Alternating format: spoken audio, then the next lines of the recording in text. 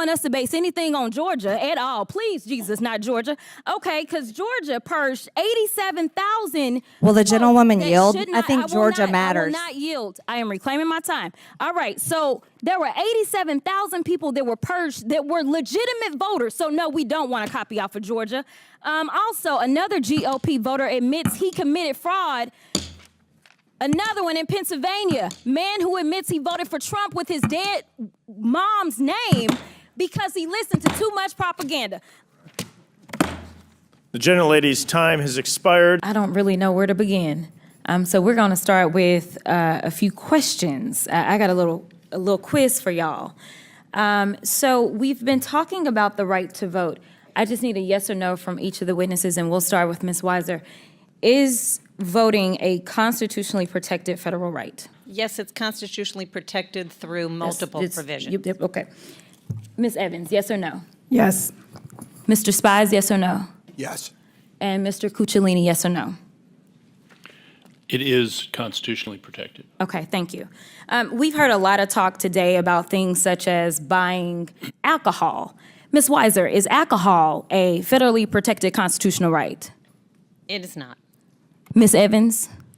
It is not. Mr. Spies? No. Mr. Cucciolini? Cuccinelli. You need an ID to buy it, but no. Okay, all right. And finally, we like to talk about guns, or at least some people in this building love to talk about guns.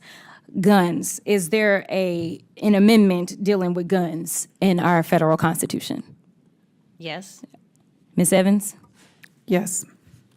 Mr. Spies? Spies, yes. Spies. And yes, sir.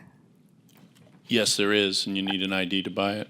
Okay, so let's talk about it. So I hail from the great state of Texas, and what's interesting to me is we always want to talk about privileges and compare what is required for a privilege versus comparing what is required for a constitutionally protected right under our federal Constitution. And it's interesting that in this chamber, we love to talk about the Second Amendment and we want to make sure that everyone has guns. And we only have one amendment in our Constitution that deals with guns, and it's the Second Amendment. And Professor Weiser, you were just about to say we have multiple provisions, so you were messing up my test a little bit. So I'm not going to let you answer the question. I'm going to go down here to these experts. Let's start and go the other way. Do we know how many amendments actually address voting in our Constitution? Well, it depends how you count them, but you could say 3, 5th, Okay. 14th, 15th, Okay. Mr. Spies? plus the D.C. amendments. And maybe first. Yeah. Yes, I would agree with that. Okay, Professor, go ahead and break it down. I believe it's 6. There we go. So we got the 14th, we got the 15th, 17th, wait a minute, did I mess up? 19th, 24th, and 26th. There we go. All right, so we have 6 amendments. 23rd. And 20. And every time we dealt with an amendment dealing with voting, we were expanding upon access. Is that not correct? That is correct. That is the history of this country. Expanding Okay. access. The history is to expand, but obviously there are some folk that want to rewrite history and make sure we go back in time. So let's also talk a little bit more about history for a couple of seconds. There was this little thing called the Voting Rights Act. Are you familiar with that? Yes, I am. Are you also familiar with this thing called Bloody Sunday? Yes, indeed. Okay. So are you familiar with the fact that there are black folk that died in this country to make sure that black folk had access to the ballot box? Yes, that is correct. Are you also familiar with the fact that probably around 1913 or sometime around there was maybe a women's suffrage march?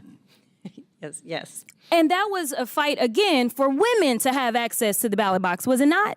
Yes, it was. Okay, so we have had throughout history these fights to make sure that everyone is accessing the ballot box, but seemingly when it comes down to, say, guns in this country, which are the #1 killer of children in this country, we haven't had half as many hearings about guns as we've had on voting rights. And every time we seemingly have a hearing on voting rights, we talking about the fact that people are cheating. So let's talk about who's cheating. I got a few articles.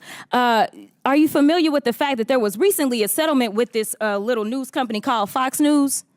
Yes. Oh, okay. That was for about $780 something million. Was it because they were lying about the elections? Yes, it was for a. Okay, there we go. misinformation about- I'm running out of time, so I'm gonna keep going. There also was this article, because I don't want us to base anything on Georgia at all. Please, Jesus, not Georgia. Okay, because Georgia purged 87,000. Will the gentlewoman that yield? should I not- think will Georgia not- matters. I will not yield. I am reclaiming my time. All right, so there were 87,000 people that were purged that were legitimate voters. So no, we don't want to copy off of Georgia. Also, another GOP voter admits he committed fraud. Another one in Pennsylvania, man who admits he voted for Trump with his dead mom's name because he listened to too much propaganda.